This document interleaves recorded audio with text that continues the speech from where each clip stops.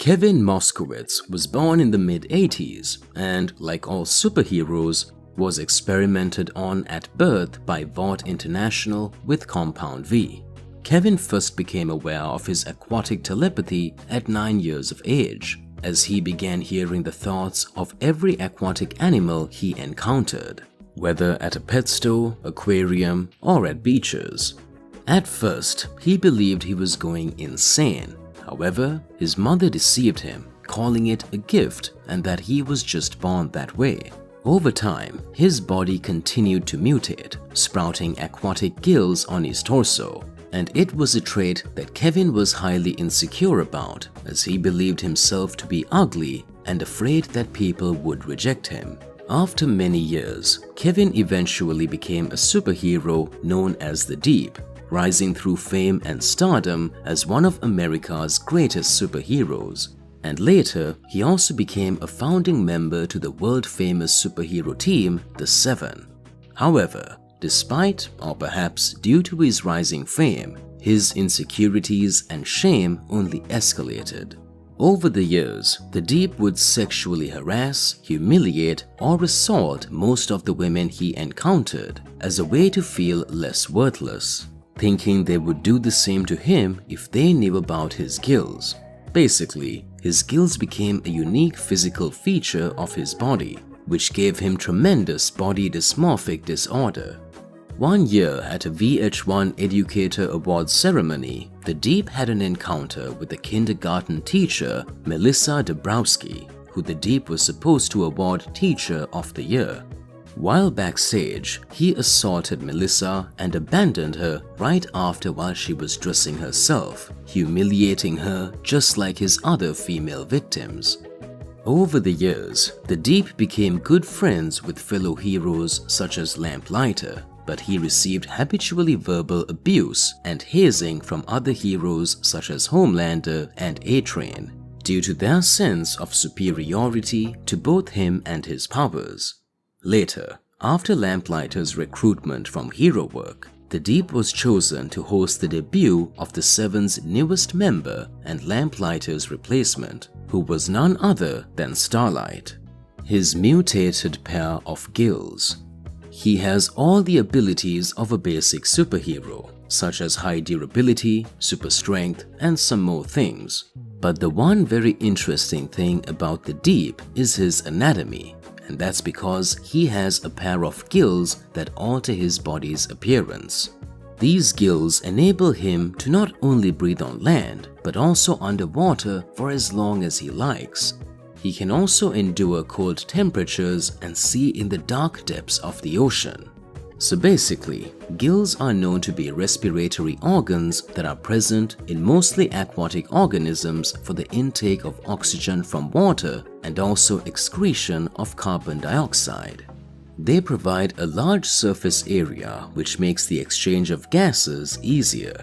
But in Deep's case, he can also survive on land. And that's interesting because organisms like fish with gills cannot survive on land. So it means that his gills have some kind of mutation that allows him to breathe on land, or he might just have a pair of lungs as well. Growing gills on the human body. His anatomy is particularly more interesting to me, so I decided to dig a little deeper into the topic of humans developing gills on their body. So the respiratory systems of humans are different from those of aquatic organisms for the sole reason that humans live on land. Instead of gills, humans have lungs, which is the main component of the respiratory system.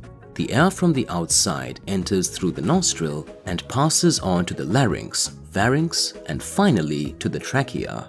The trachea branches into two bronchi at the middle of the chest, and these bronchi enter into the lungs and branch into smaller bronchioles. The bronchioles lead to the alveoli, which are small sac-like structures that are rich in blood. It is at the alveoli that the exchange of gases takes place. The oxygen from the atmosphere is dissolved into the blood and carried to different parts of the body, and the carbon dioxide is exchanged and sent back through the same route and finally expelled outside through the nostrils.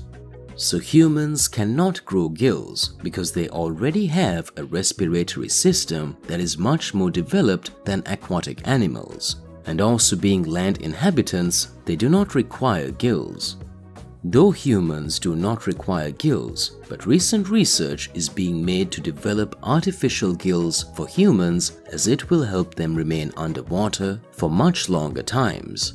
But since we are not close to being like Aquaman or the deep, the conditions for the artificial gills to work will be much more different and complicated as well. And it's because the amount of oxygen a human needs is roughly 1 liter a minute.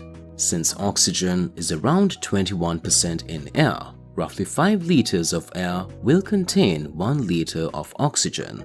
Normal respiratory rate for a scuba diver is 20 liters a minute, for an experienced diver at rest around 10 liters. The amount of oxygen available in seawater is not that high. Roughly 200 liters of water will contain 1 liter of oxygen. The gills would need to be able to process around 200 liters of water a minute to sustain a human oxygen-wise. So a normal-sized set of gills would never be able to process this amount of water, and we will definitely require quite a big set of gills. Now, some of you guys might ask, so how come fish survive with gills? Well, they are thermoconformers, or in a simplified way, they are cold-blooded animals. They do not need the same amount of oxygen as we do, since we waste a lot of energy on thermoregulation. So getting a set of gills and becoming a hero like the deep isn't possible for now. His telepathic ability. So the deep is able to psychically communicate with all forms of sea creatures, even having full conversations with them. His telepathy also enables him to compel their obedience to his commands. He used this ability to rally a group of sharks and a whale against the boys in an unsuccessful attempt to stop them.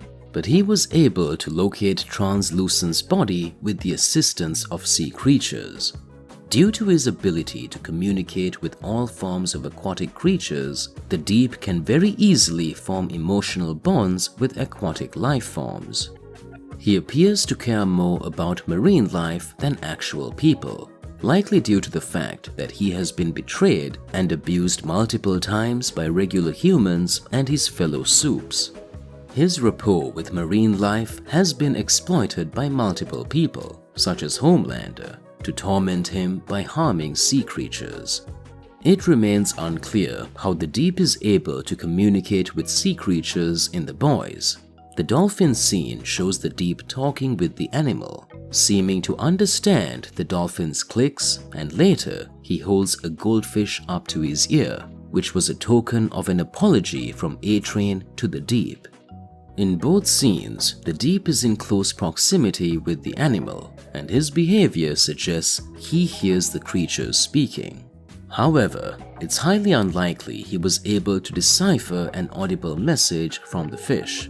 There is also the question of how he is able to summon these animals in the oceans.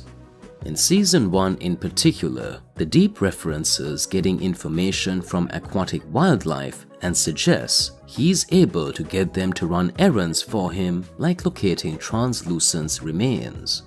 So it's much more likely that the deep has a psychic connection with aquatic wildlife, rather than the basic ability to understand and speak their language. This would explain how he is able to locate and summon aquatic wildlife, as well as how he can talk and hear his goldfish. However, the deep does not understand the nature of his powers, so he uses the language of human communication to describe how he interacts with sea creatures. As The Boys Season 2 demonstrated, the deep has a surprising lack of self-awareness, so it's not beyond the realm of plausibility that he would have telepathic abilities but not recognize them for what they are. His weird sexuality. So the deep's connection with marine animals even extends to sexual intimacy. For instance, bottlenose dolphin that Deep was attempting to return to the ocean was apparently requesting sexual favors. And while he was engaged in sexual acts with his wife, he was clearly focused on his pet octopus, Timothy, suggesting that Timothy and the Deep were sexually attracted to each other. This is further proven when he went to the Herogasm and is seen having sex with an octopus, even though he was supposed to get information about Soldier Boy, and again when he asked his wife to have a three-way with an octopus. So this basically means that the Deep is kind of messed up in his mind about what he actually wants and actually needs in life. His ability to talk with aquatic life forms messed up his life even more. But unlike his show version, the comic book version of the Deep had a very different story. So in the comics, the Deep is a longtime member of the Seven and known to the public as the King of the Seas. The Deep is the most mature, civilized member of the team and often bears the brunt of other characters' contempt, disregard, and racism. Despite him being one of the more mature members of the Seven, he is not above lowering himself, as he, along with A-Train, Jack from Jupiter, and Black Noir, wanted to sexually assault Starlight. In the end of the comics, he is the only remaining lab-grown original member of the Seven after the events in Washington, when he declined to take part in Homelander's attempt to overthrow the US government. So yeah, that's all, and thanks for watching.